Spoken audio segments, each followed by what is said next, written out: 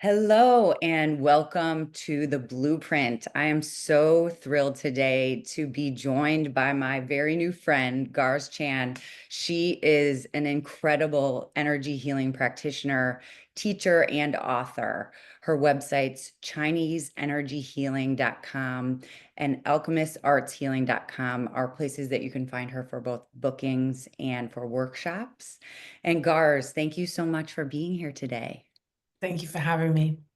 The story is I heard Garz on another podcast that, of course, came to me very divinely. This podcast just started playing one day when I had finished listening to another podcast and I stuck around. So it was amazing to hear her perspectives and just hear everything about Garz's presence and past and history. But we're going to talk mostly today about how Garz integrates all her work and all the modalities that has studied um, into supporting people. So, first of all, would love to start with how you describe your work and the various healing modalities in which you integrate into your work. Hmm. Okay, so I think I've learned about 26 different modalities in the past 17 years, and I won't say I'm a master at any of them, uh, but I do at this point add to them and create some kind of fusion. And it depends on the client and what they're experiencing. It's like having a big toolbox, sometimes you just need a screwdriver and that will do, and sometimes you need a few different tools.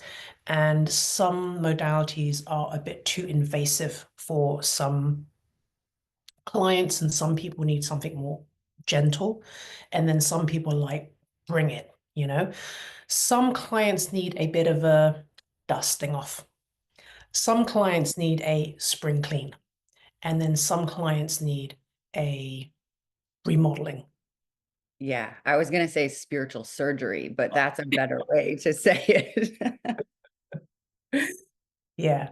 So it Well, just depends on the client and the issue. and how do you gauge your client's sort of comfort level and understanding of spiritual concepts and of sort of interference, we'll call it, within their body and field? Yeah. Well, as soon as someone starts talking, you're reading their energy, you're reading their voice, you're reading what they're saying, but you're also reading what they're not saying, and you're already dropping into their energy field and all the information is there, right? And they'll give you clues as to how conscious or unconscious they are, or where they are at their stage of evolution as a human or spiritual person, spiritual being having a human experience.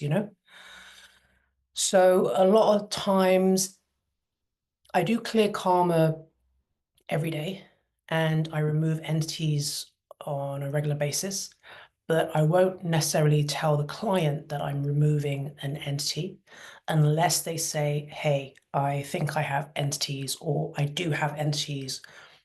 I won't mention it Mhm. because I don't want to alarm the client or unlock a new fear for them, right? It's so interesting because I feel like on the spiritual path, when you sort of learn about entities, there's almost like a period, at least for me, there was like a period of um, fear, of just kind of like, how do I stay clean? Like being ultra aware, but also just feeling a little violated.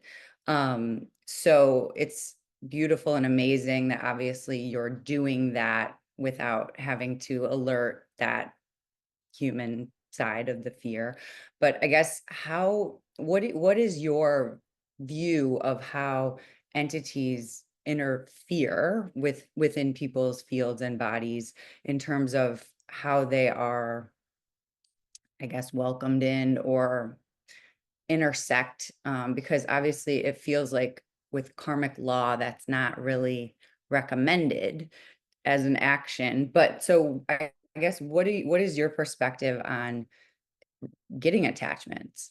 Mm.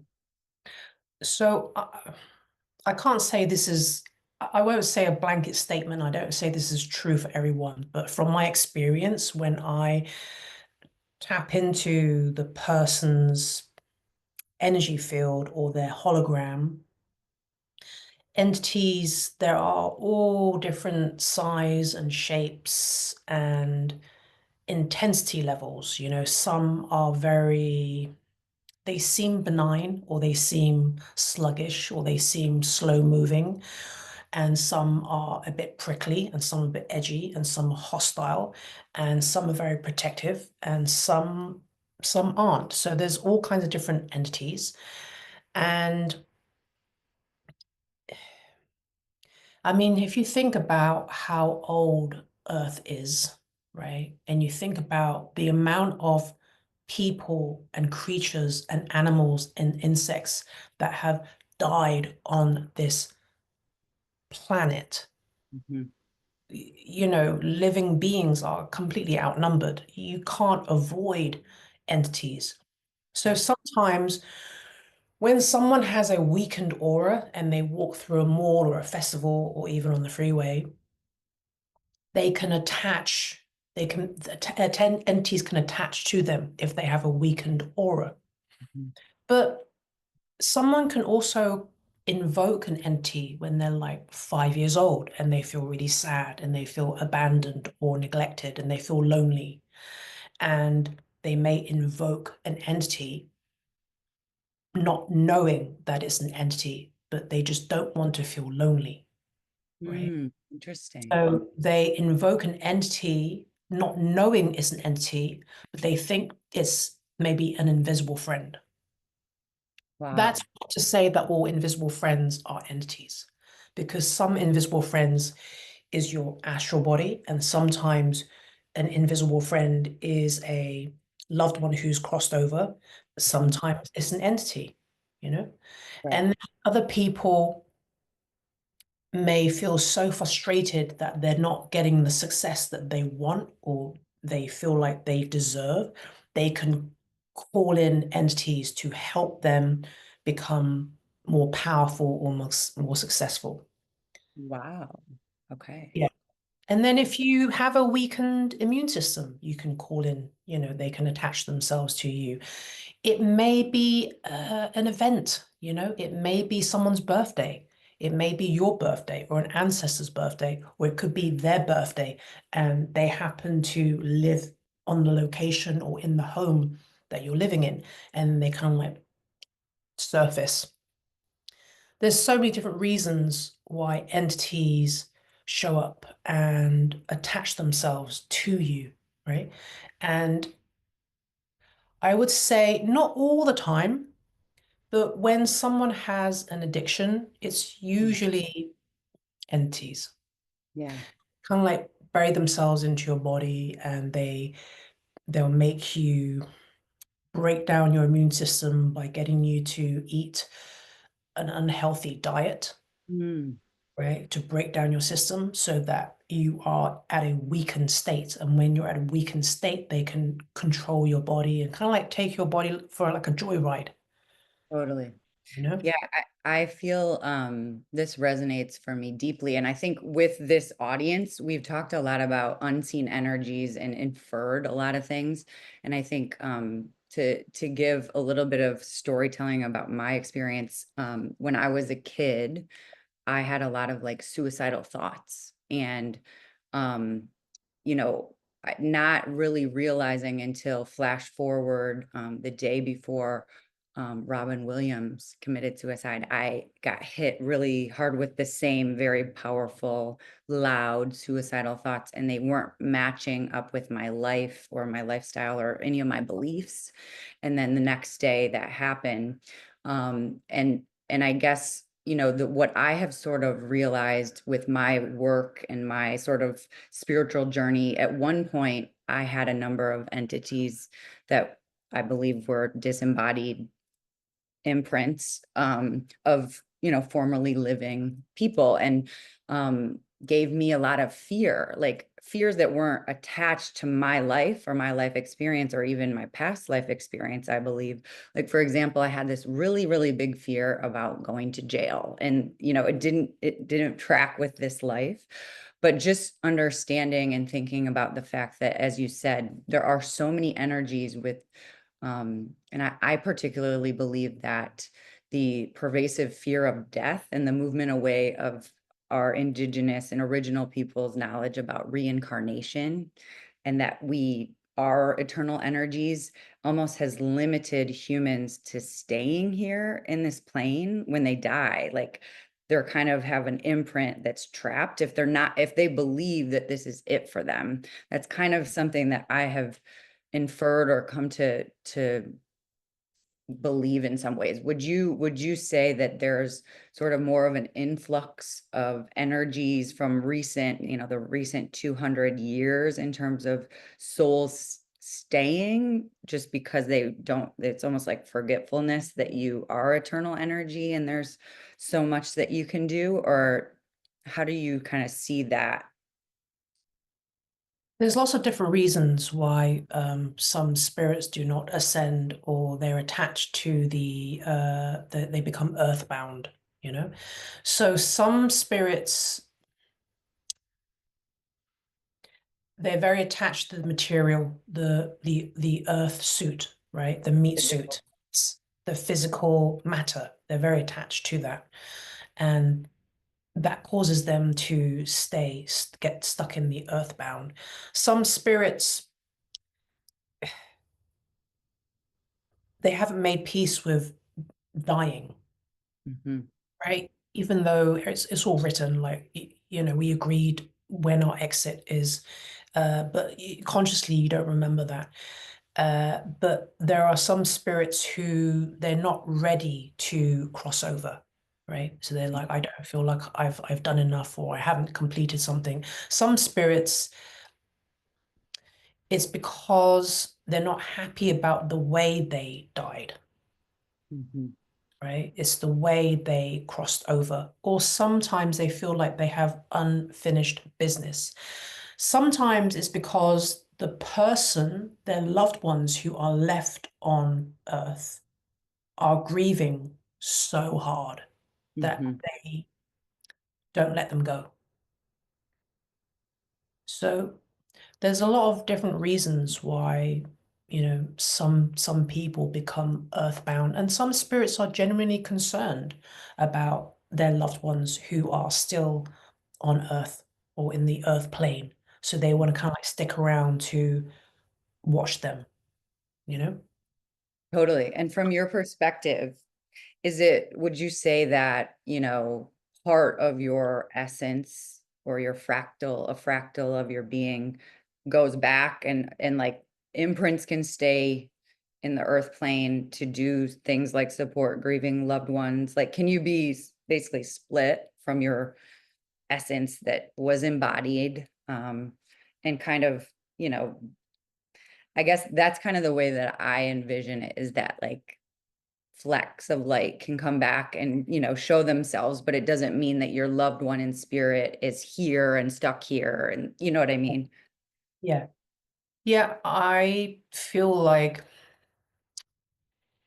yes, fractals, or like imagine the ocean and then there's like droplets, Hmm. right?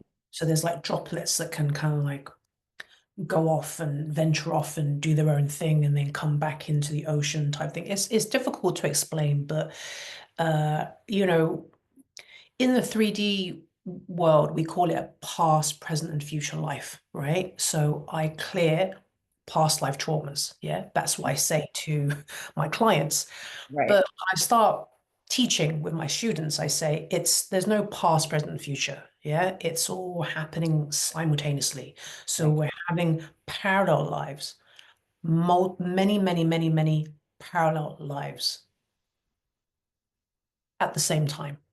Right. It's almost like it's all on top of each other without anything being hierarchical, right? It's just all happening at once. Yeah, totally. And I think that's a really amazing way to put it. And it's not necessarily, I guess, that it's multidimensional in hierarchy. Like, I mean, I know there's higher dimensions happening all at once in many aspects, but would you say dimensionally, or are we having all these lives in tandem in the third dimension or in all the dimensions, and we're just all, kind of fractals? all the dimensions, Right. right? There's a Mm. version of me who is maybe a famous pianist somewhere, and there's a version of me that is like an armadillo, and there's a version of me that's like a Syrian bee starseed in some kind of like galaxy somewhere, you know? Yep, Uh, absolutely. yeah, And different versions of you. something I thought was really interesting that you said, that I wonder about, like the attachment to the physical, the earth, the physical body and suit, because that's what so many people I think actually struggle with sometimes in this life, is like actually being physical and being in the body. But you know, you and I both, kind of shifting gears a little bit, share a passion for supporting children. And I would love to hear a little bit more about your childhood and sort of how you realized that you had this different way of seeing and being and knowing the world. Um, and also, more about what your plans are to support children in more deeply understanding this world. Mm. Well, my childhood was quite sad. My father was a really violent alcoholic, so I grew up in a bit of a violent household.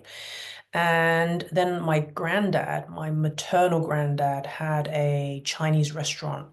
And so I grew up also in a Chinese restaurant, but my family didn't really talk to each other. So even though they worked together 7 days, 7 nights a week, um, they didn't really communicate. They just worked like robots, right? So from a young age, because my father was violent, you had to become hyper vigilant, right? Like, and it taught me to read energy Mm-hmm. because you have to be hyper alert. Is he going to lash out? Are we going to die today? Are we going to die tonight? Are we going to wake up dead? Are we going to wake up at all? Right? Yeah. So that type of terror and horror, it makes you super uber sensitive, highly sensitive to everything. And because my family didn't talk to each other, I had to read body language, just tiny little nuances. I had to read the way someone put the knife down, or the way someone closed the container, or the way someone washed the potato, right? So it trained me to read energy. And then I don't know if this is related, but I've always been able to feel spirits, Mm-hmm. but I didn't want to see them and I didn't want to hear them. I wasn't the kid who was like, oh yeah, I can see spirit. Mary sat over there, we're just having a chat. I wasn't casual about it. I could feel it and I was afraid.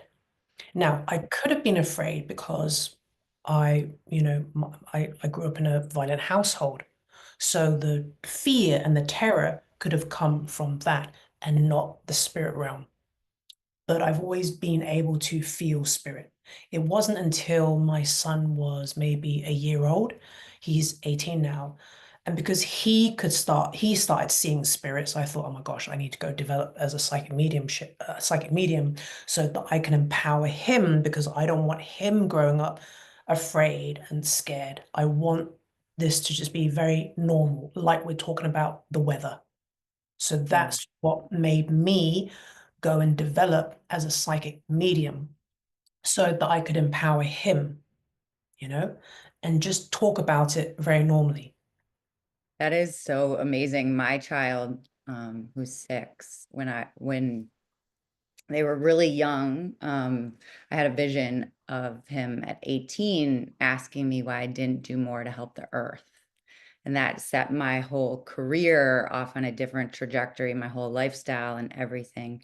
So it's really interesting that your child's 18, and it's just, and that we both kind of, it was really deeply a part of my spiritual awakening too. So that's Yeah. really amazing. And Yeah. I think too, I deeply felt spirits, and I was very scared also as a child. And I had a spirit that lived in my parents' house that was really angry and very masculine.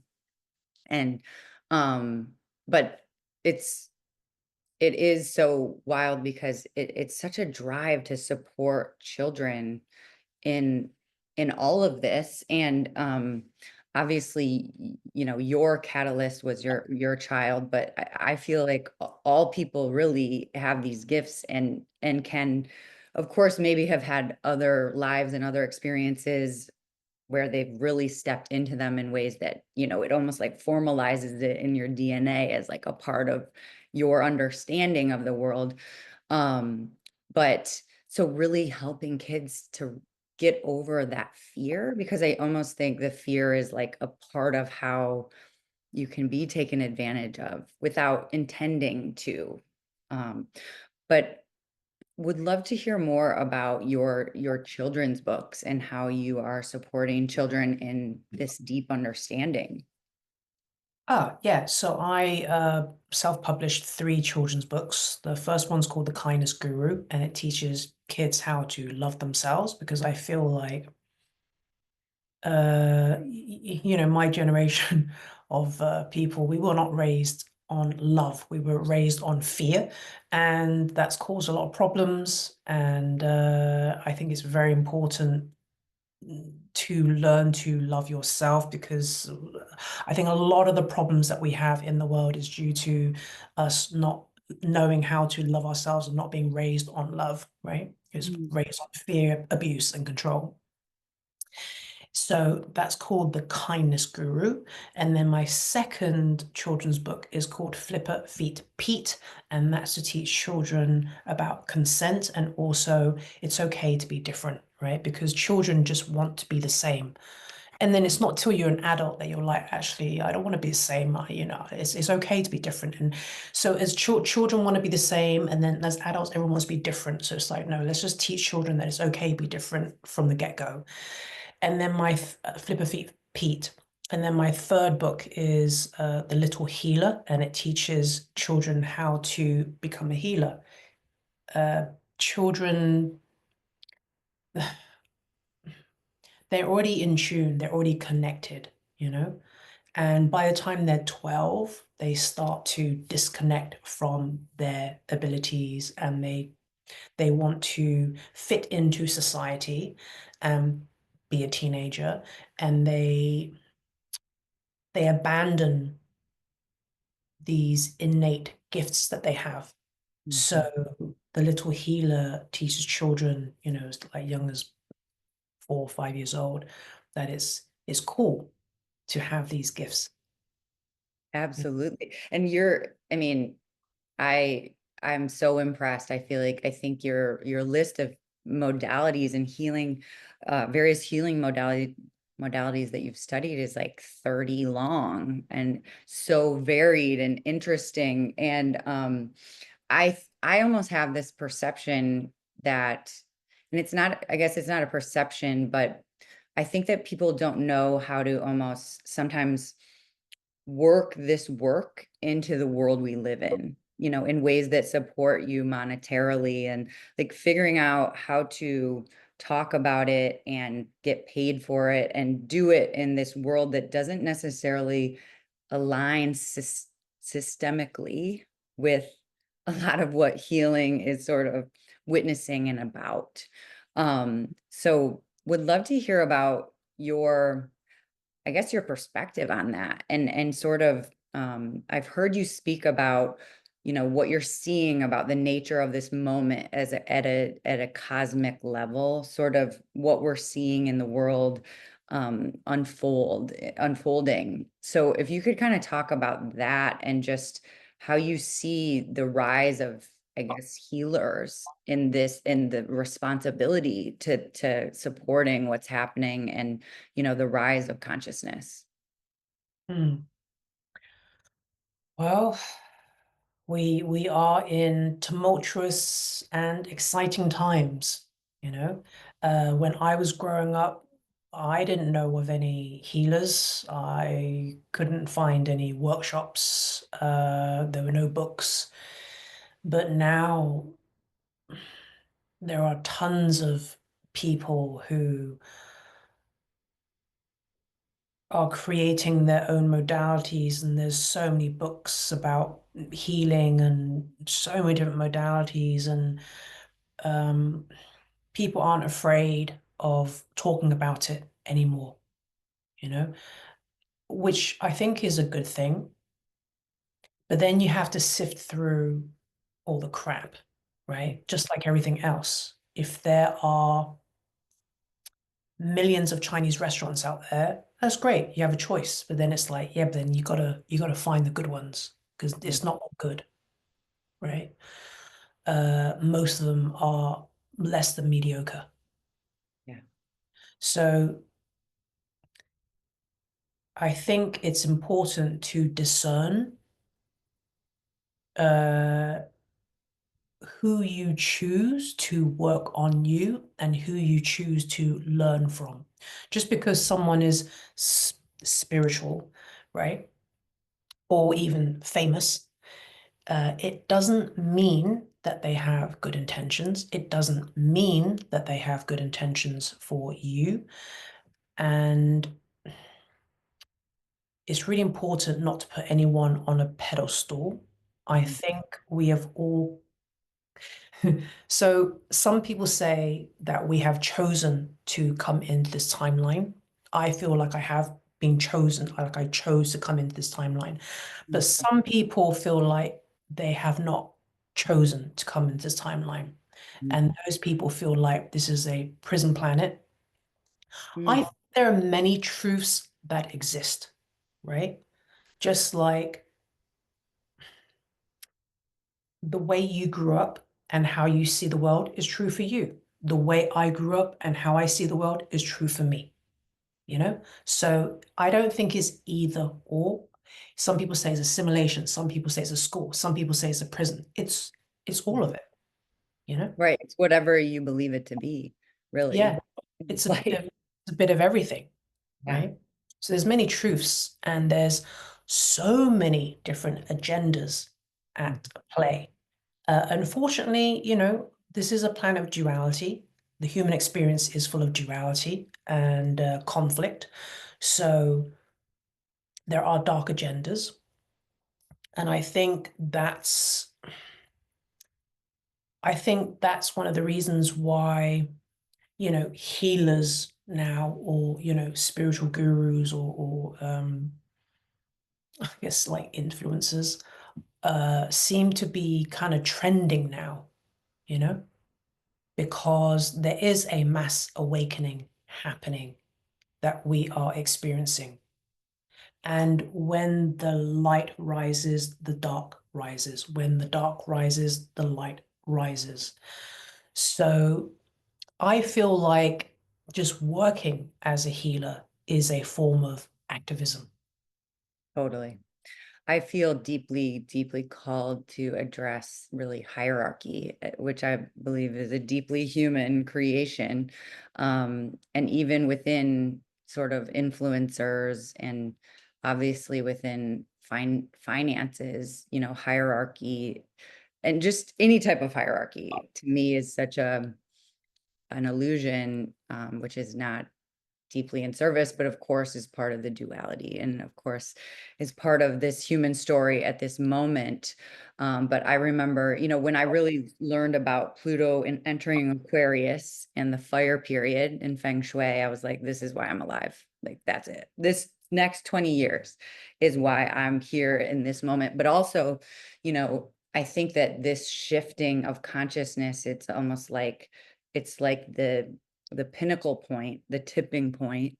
So I feel like this was a really hot ticket to be here on Earth at this time, like a high ticket. But of course, it doesn't mean that it's easy at all. It doesn't mean that it's simple. And it's really interesting because your childhood, I can like that fear of living with someone that you are so, really unable to predict. It's wild because of course that is extremely, extremely traumatic, but it also is the gateway to your gifts and how you become this version of yourself that is so incredibly multidimensional and sensitive. And so I have an astrologer that once said to me, that he has traced that people's biggest childhood wound is directly connected to their purpose, which I find to be, very true in my case and personally. So I think it is always about sort of that perspective and how you're seeing, the light and the dark and embracing it and what you're embracing. But as far as your, all these modalities, like how have you sort of honed your discernment and your ability to sort of follow the breadcrumbs of what is right for you? Or is it deeply like just really being attuned to your physical reaction? Like how do you physically and spiritually discern what is your truth, I guess? Mhm. Well, it changes every day, but I will throw out to the universe and say, hey,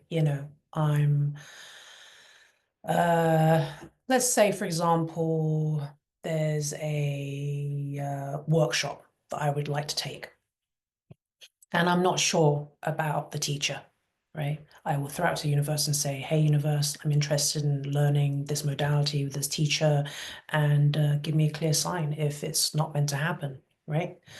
And I'll just give it up and let go of the attachment, let go of the outcome, right? So just not be married to the outcome either way. Yeah. Yeah. Then I'll go and pay for the workshop and my card will decline like 3 times, right? And then I'll, Um, okay, I guess that's a sign.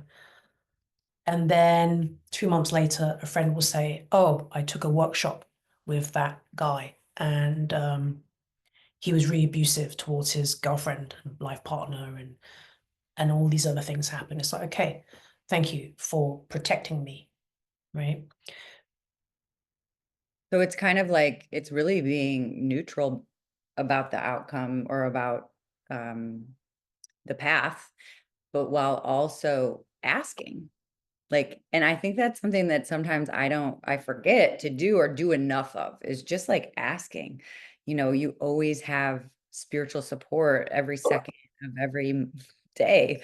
So why not use it, right? I do that with traveling as well, a lot of the times. Uh, I like to do it when my son's around to show him, how magical the world is. Like I remember we were driving in west side of Los Angeles, and I said to him, where do you feel like going this year? And he was like, oh, we could go to Japan, we could go to uh, Australia, and we kind of like threw out a bunch of places, Brazil, da da da. So we came up with a handful of countries that we were interested in visiting. And I said out loud, okay, universe, show me where we are supposed to go next and be very clear about it. Literally, like 2 minutes later, a car pulls in front of us and the bumper sticker said Brazil. And I looked at my son, I said, we're going to Brazil, you I know? love So I recently went to Montana and I was invited like a month beforehand. And same, I just am always seeing. And I walked out my door and there's a take a book, and the only like book right in the front and center said Montana. And then I'm walking down the street and a quarter is on the ground. Like, who even finds quarters? And it was a Montana quarter. And I basically was like, booked, like, and so it's funny because saying that to certain people, they're like, that's they want to find a hole. And that's what I always think is funny is like how many people want to not see the magic. Like the magic is always there. And if you're into the awe of it, it's like permanently and always available. So like why wouldn't you want to see the magic of what this existence is? Well, because they don't trust the connection or they don't trust themselves, right? Mhm. Or they feel like the universe or God or whatever's let them down, or there's too many bad things happening in the world. How can there be a God or universe? It doesn't exist, you know? Or if that was true, then they'd be in love. They'd be on, have their third child. They have their mansion. They'd have their favorite car. They would be successful in their career. So because they're not experiencing their best life, then it's very difficult for them to trust that anything can work in their favor, you know? Would you say that I mean, really all of our human limitation are due to our own subconscious beliefs or our beliefs in some fashion? Of course, I know there's really, it's, as you mentioned, very defined also what we agree to and the experiences we agree to. So it's not like I suppose you could just have unlimited abundance at your fingertips for everyone, but I guess what is your perspective on that? Well, there is subconscious programming, and a lot of the work that I do is hacking into the subconscious. I do work every day on clearing blockages in someone's unconscious or subconscious mind so that they can meet their life partner, so they can have better health, so they can get a promotion, so they can start their own business, so they can become more successful in life, right? But there's also a lot of that is from traumatic events from other lifetimes. So that's another thing that shows up every day in my work. If someone is experiencing a blockage somewhere in their life, I tend to drop in and I go, okay, and then I'm shown all these other lifetimes where they struggled in that area. And a lot of the times when I share, okay, I'm seeing this vision, they're showing me this and this happened and that happened. A lot of times the client will go, oh, wow, I'm experiencing something like that in this lifetime.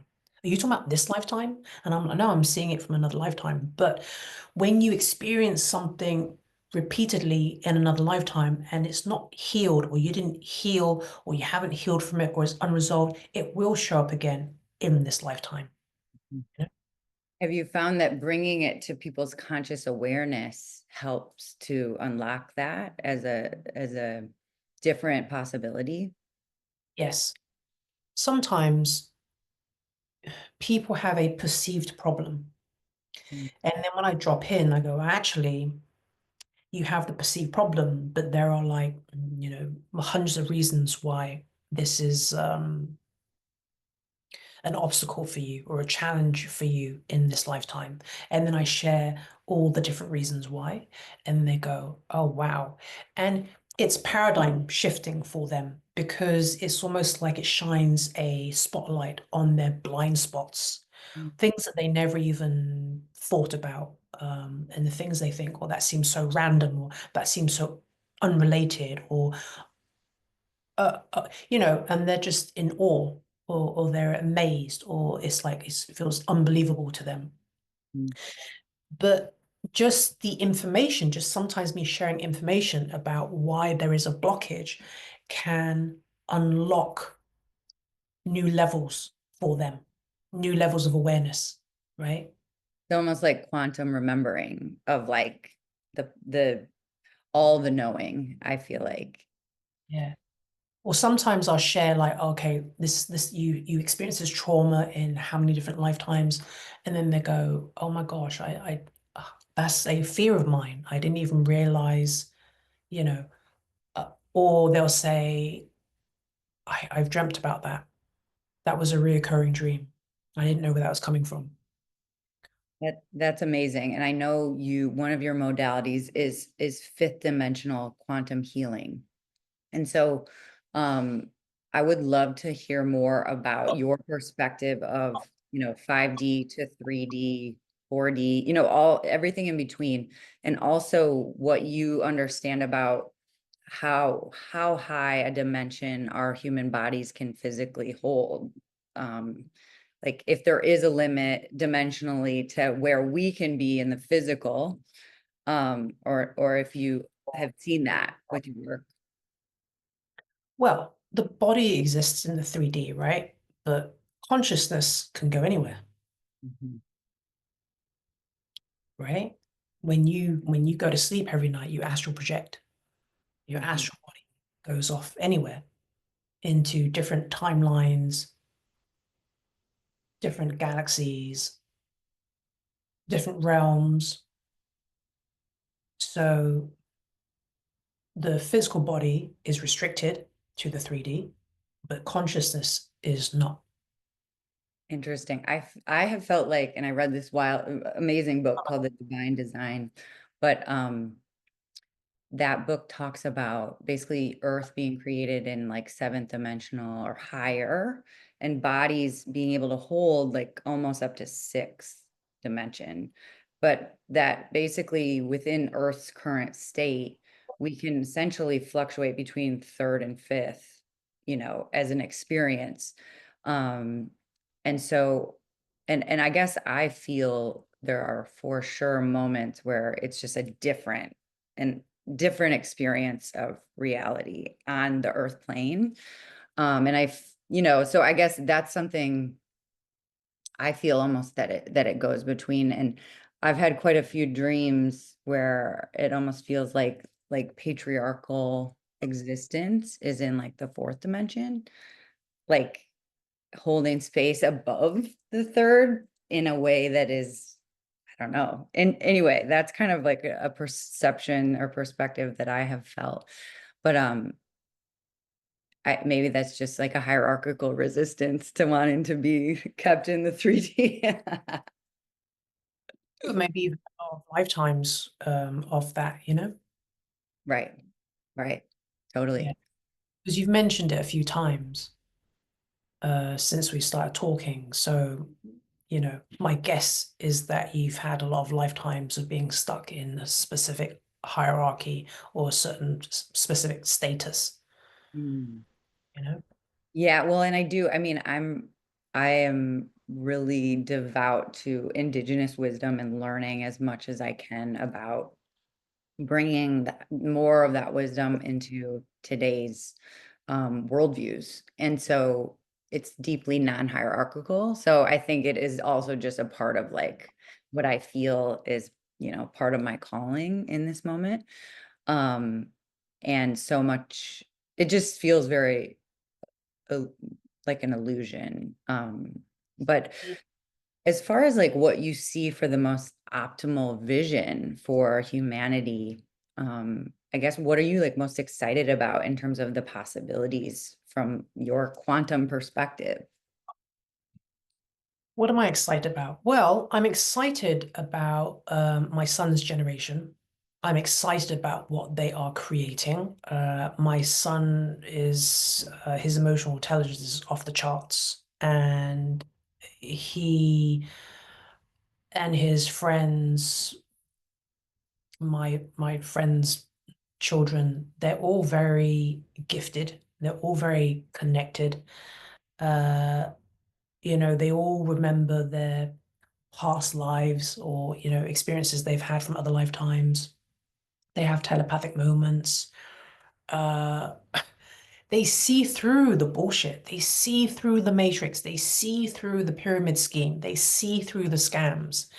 And I'm just really excited, and I know not all kids are like that, but I'm really excited to see the kind of world that they are going to create. Mhm. I think the world's going to be very, very different in the next 10 years. I you, I say the exact same thing. I'm like, in 10 years from now, this world will look completely different. Like we will not have most, if not all of the systems that we really do now. That's so wild because I have like my crown is like buzzing. My child is is 6, but I feel a much older, kind of just wise energy. I'm like, thanks for coming with me. Like, thanks for being here.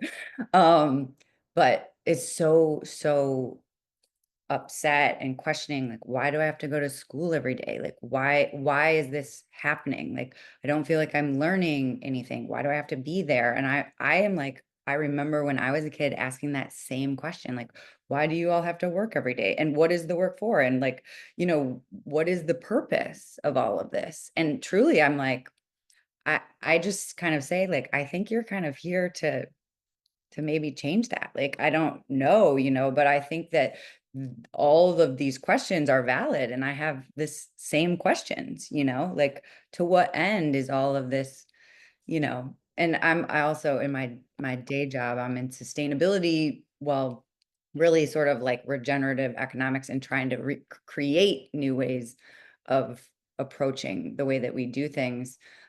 So, what is in service to planetary and human well-being? Like that's what we need to build upon. Um, but Garz, you are such a treat to talk to. This is so incredible to just learn from you and your wisdom. And I would love to talk about your retreats. And I was like, peeking all over your websites, but that I think you did one in Ireland or you're planning to, but would love to just hear more about the options. Of course, I booked a session with you in your next available time slot, but tell us how we can work with you and find you and what your retreats are like. And yeah. Yeah. So if you're interested in a private session, you can book online at ChineseEnergyHealing.com. If you're interested in learning the things that I teach clearing chakras, reading auras, psychometry, psychic mediumship, Akashic Records, psychic chords, psychic surgery, quantum jumping, neutralizing phobias, light language, clearing karma, health, abundance, relationship blockages, meeting a whole bunch of guides and totems and starseed family, etc. If you're interested in that, I have a pre-recorded online workshop at alchemistsartshealing.com. Sometimes I'll teach a live Zoom because I do travel regularly, so I will teach a live Zoom now and then. So if you sign up for the newsletter, I will notify you when my next live Zoom is, and that would be like a 7-day thing. The live retreats, I haven't done a live in-person workshop since I think 2019. I haven't planned any yet for this year, but more and more people are asking for it. So I may plan for something next year. Maybe it depends on where I am. Where I am, where my son ends up for college. So everything's up in the air right now until he decides, or until we know where he's going for college. That's undecided. And then I also have, free healing. I on my Instagram and TikTok is at Garz Chan. You can receive free light language transmissions. And then sometimes I'll record a healing session and I will post that on TikTok or Instagram. Also, my YouTube channel, Alchemists Arts Healing. I'll post healing videos on there as well. And you can watch the healing video and instruct your body to receive the healing. If you can suspend the program, the system, the belief that time and space exists, right? Or that it's real. So if you can say, okay, I know Garz did that healing on someone, in September 3 years ago, but I can still receive that healing because time and space does not exist. And you instruct your body to receive it, you will receive it. It may Right. not be tailored for you specifically, but you'll still be able to receive it. Right. It's an energetic transmission. That's amazing. Um, well, I love that. I feel really deeply called to work with you and just also learn from you. So I can't wait to hear more about all these, retreats and other ways. So thank you so much. And we'll drop all of your links in the show notes underneath. And just really, really grateful for your time and your presence. And just wanted to open up if there's any final things you wanted to share. Yeah, and then my books can be found on Amazon. I am looking for an alternative, but Right. they're on Amazon right now. Well, Yeah. they're important to be out in the universe and in the world. So thank you so much for that. And just thank you for being here. Thank you for having me.